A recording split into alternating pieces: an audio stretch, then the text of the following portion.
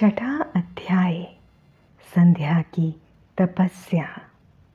ब्रह्मा जी बोले, हे माँ प्रज्ञ नारद, तपस्या की विधि बताकर जब वशिष्ठ जी चले गए तब संध्या आसन लगाकर कठोर तप शुरू करने लगी। वशिष्ठ जी द्वारा बताए गए विधान एवं मंत्र द्वारा संध्या ने भगवान शिव की आराधना करने आरंभ कर दी। उसने अपना मन शिव भक्ति में लगा दिया और एकाग्र होकर तपस्या में मगन हो गई। तपस्या करते करते 4 युग बीत गए। तब भगवान शिव प्रसन्न हुए और संध्या को अपने स्वरूप के दर्शन दिए, जिसका चिंतन संध्या द्वारा किया गया था। भगवान का मुख प्रसन्न था, उनके स्वरूप में शांति बरस रही थी। संध्या के मन में विचार आया कि मैं महादेव की स्तुति कैसे करूं। इसी सोच में संध्या ने नेत्र बंद कर लिए। भगवान शिव ने संध्या के हृदय में प्रवेश कर उसे दिव्य ज्ञान दिया, साथ ही दिव्य वाणी और दिव्य दृष्टि भी प्रदान की। संध्या ने प्रसन्न मन से भगवान शिव की स्तुति की।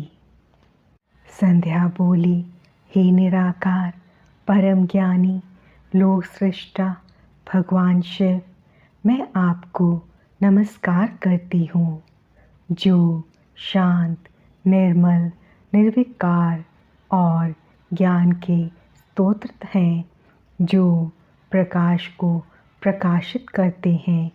उन भगवान शिव को मैं प्रणाम करती हूँ, जिनका रूप आदित्य, शुद्ध, माया रहित, प्रकाशमान, सच्चिदानंदमयी, नित्यानंदमयी, सत्य, ऐश्वर्य से युक्त तथा लक्ष्मी और सुख देने वाला है। उन परम पिता परमेश्वर को मेरा नमस्कार है, जो सत्व प्रधान, ध्यान योग्य, आत्मस्वरूप, सारभूत, सबको पार लगाने वाला तथा परम पवित्र है। उन प्रभु को मेरा प्रणाम है। भगवान शिव, आपका स्वरूप शुद्ध, मनोहर, रत्नमय, आभूषणों से अलंकृत एवं कपूर के समान है। आपके हाथों में डमरू, रुद्राक्ष और त्रिशूल शोभा पाते हैं। आपके इस दिव्य, चिन्मय, सगुण, साकार रूप को मैं नमस्कार करती हूँ। आकाश, पृथ्वी, दिशाएं, जल, तेज और काल सभी आपके रूप हैं। हे प्रभु, आप ही ब्रह्मा के रूप में जगत की सृष्टि, विष्णु के रूप में संसार का पालन करते हैं। आप ही रुद्र रूप धरकर संहार करते हैं, जिनके चरणों से पृथ्वी तथा अन्य शरीर से सारी दिशाएं, सूर्य, चंद्रमा एवं अन्य देवता प्रकट हुए हैं, जिनकी नाभि से अंतरिक्ष का निर्माण हुआ है। वे ही सद्ब्रह्म तथा परब्रह्म हैं। आपसे ही सारे जगत की उत्पत्ति हुई है, जिनके स्वरूप और गुणों का वर्णन स्वयं ब्रह्मा विष्णु भी नहीं कर सकते। भला उन त्रिलोकीनाथ भगवान शिव की स्तुति मैं कैसे कर सकती हूँ। मैं एक अज्ञानी और मूर्ख स्त्री हूँ। मैं किस तरह आपको पूजूं कि आप मुझ पर प्रसन्न हों। हे प्रभु, मैं बारंबार आपको नमस्कार करती हूँ। ब्रह्मा जी बोले, नारद, संध्या द्वारा कहे गए वचनों से भगवान शिव बहुत प्रसन्न हुए। उसकी स्तुति ने उन्हें द्रवित कर दिया।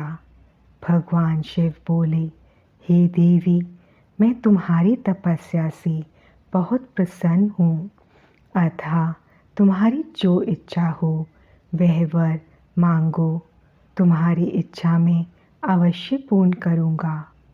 भगवान शिव के ये वचन सुनकर संध्या खुशी से उन्हें बार बार प्रणाम करती हुई बोली, हे महेश्वर, यदि आप मुझ पर प्रसन्न होकर कोई वर देना चाहते हैं और यदि मैं अपने पूर्व पापों से शुद्ध हो गई हूँ, तो हे महेश्वर, हे देवेश, आप मुझे वरदान दीजिए कि आकाश, पृथ्वी और किसी भी स्थान में रहने वाले जो भी प्राणी इस संसार में जन्म लें, वे जन्म लेते ही काम भाव से युक्त न हों। हे प्रभु, मेरे पति भी सुहृदय और मित्र के समान हों और अधिक कामी न हों। उनके अलावा जो भी मनुष्य मुझे काम भाव से देखे वे पुरुष तवहीन अर्थात नपुंसक हो जाए। हे प्रभु, मुझे ये वरदान भी दीजिए कि मेरे समान विख्यात और परम तपस्विनी तीनों लोकों में और कोई ना हो। निष्पाप संध्या के वरदान मांगने को सुनकर भगवान शिव बोले, हे देवी संध्या, तथास्तु, तुम जो चाहती हो मैं तुम्हें प्रदान करता हूँ। प्राणियों के जीव में अब 4 अवस्थाएं होंगी। पहली शैश अवस्था, दूसरी कौम्यावस्था, तीसरी यौवन अवस्था और चौथी वृद्ध अवस्था। तीसरी अवस्था अर्थात यौवन अवस्था में ही मनुष्य सकाम होगा। कहीं कहीं दूसरी अवस्था के अंत में भी प्राणी सकाम हो सकते हैं। तुम्हारी तपस्या से प्रसन्न होकर ही मैंने ये मर्यादा निर्धारित की है। तुम परम सती होगी और तुम्हारे पति के अतिरिक्त जो भी मनुष्य तुम्हें काम भाव से देखेगा वह तुरंत पुरुष तवहीन हो जाएगा। तुम्हारा पति महान तपस्वी होगा जो कि 7 कल्पों तक जीवित रहेगा। इस प्रकार मैंने तुम्हारे द्वारा मांगे गए दोनों वरदान तुम्हें प्रदान कर दिए हैं। अब मैं तुम्हें तुम्हारी प्रतिज्ञा को पूर्ण करने का साधन बताता हूँ। तुमने अग्नि में अपना शरीर त्यागने की प्रतिज्ञा की थी। मुनिवर मेधातिथि का एक यज्ञ चल रहा है जो कि 12 वर्षों तक चलेगा। उसमें अग्नि बड़े जोरों से जल रही है। तुम उसी अग्नि में अपना शरीर त्याग दो। चंद्रभागा नदी के तट पर ही तपस्वियों का आश्रम है जहाँ महायज्ञ हो रहा है। तुम उसी अग्नि से प्रकट होकर मेधातिथि की पुत्री होगी। अपने मन में जिस पुरुष की इच्छा करके तुम शरीर त्यागोगी वही पुरुष तुम्हें पति रूप में प्राप्त होगा। संध्या, जब तुम इस पर्वत पर तपस्या कर रही थी तब त्रेता युग में प्रजापति दक्ष की बहुत सी कन्याएं हुईं। उनमें से 27 कन्याओं का विवाह उन्होंने चंद्रमा से कर दिया। चंद्रमा उन सबको छोड़कर केवल रोहिणी से प्रेम करते थे। तब दक्ष ने क्रोधित होकर उन्हें शाप दे दिया। चंद्रमा को शाप से मुक्त कराने के लिए उन्होंने चंद्रभागा नदी की रचना की। उसी समय मेधातिथि यहाँ उपस्थित हुए थे।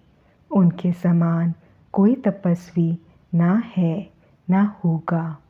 उन्हीं का ज्योतिषोम नामक यज्ञ चल रहा है, जिसमें अग्निदेव प्रज्वलित हैं। तुम उसी आग में अपना शरीर डालकर पवित्र हो जाओ और अपनी प्रतिज्ञा पूरी करो। इस प्रकार उपदेश देकर भगवान शिव वहाँ से अंतर्ध्यान हो गए।